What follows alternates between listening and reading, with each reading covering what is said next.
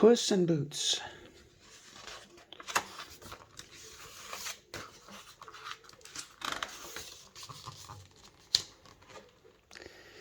This is the first story of the third son of a miller. It is also the story of a cat in boots. When the miller splits his holdings among his sons, the first son was given the mill. The second son was given many fine animals. The third son was given a cat. He thought, what will I do with a cat?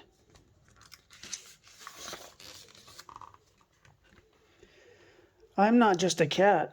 I'm much more than that, said the cat. Give me the match to this red leather boot, and I will return you a mountain of loot. This took the third son of a miller by surprise. He knew very few talking cats, but with nothing to lose, he gave the cat the matching boot. Off ran Puss in Boots in search of adventure and treasure. In short, Puss in Boots found a burlap bag. This is the best luck this cat has had yet. This bag will make riches quite easy to get, said Puss in Boots. Puss in Boots used the burlap bag to capture a rabbit, which he then presented to the king as a gift. Who provides me with this nice gift? Asked the king. The Marquis Carabas, so kind and so true, humbly and generously gives this gift to you, said Puss in Boots. This impressed the king.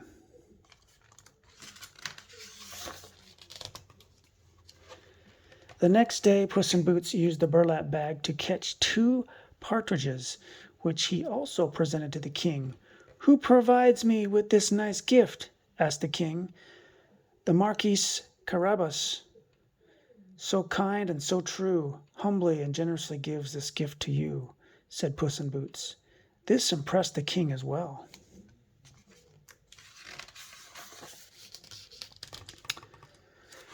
I must meet this Marquis Carabas, said the king. To introduce you, you would be my great pleasure.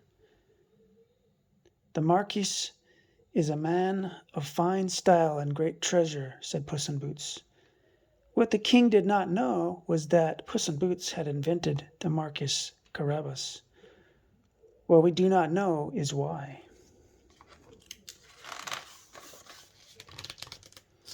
Puss in Boots ran ahead of the king.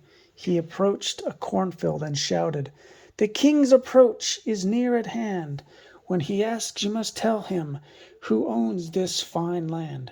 Marquis Carabas is what should be said, else the king may decide to just cut off your head.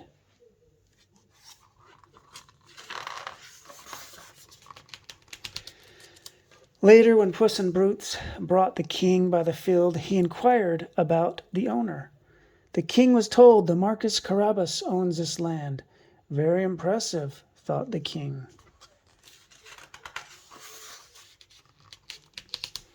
Once again, Puss in Boots ran ahead of the king. This time he approached an ogre's castle. There, Puss in Boots tricked the ogre into turning himself into a mouse.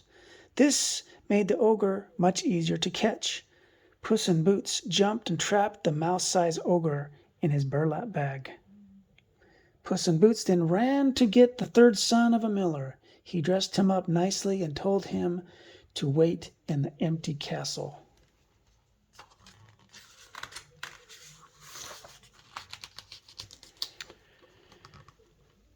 As the king approached the castle, Puss in Boots stepped forward. The Marquis Carabas, so kind and so true, is humbly and generously presented to you. As he said this, Puss in Boots bowed and gestured toward the third son of a miller. The king understandably assumed the third son of a miller was in fact the Marquis Carabas, a kind and generous man with fine fields and a castle.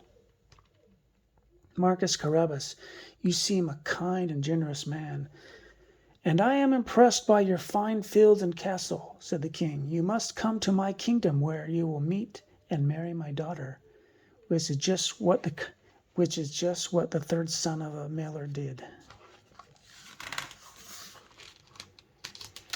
When the third son of a miller met the king's daughter, his heart swooned. She was beautiful.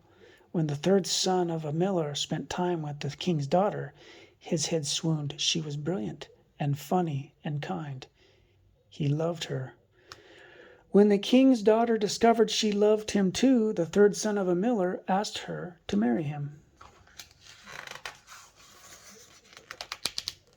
And the king, his daughter, the third son of a miller, and Puss in Boots all lived happily ever after. The end.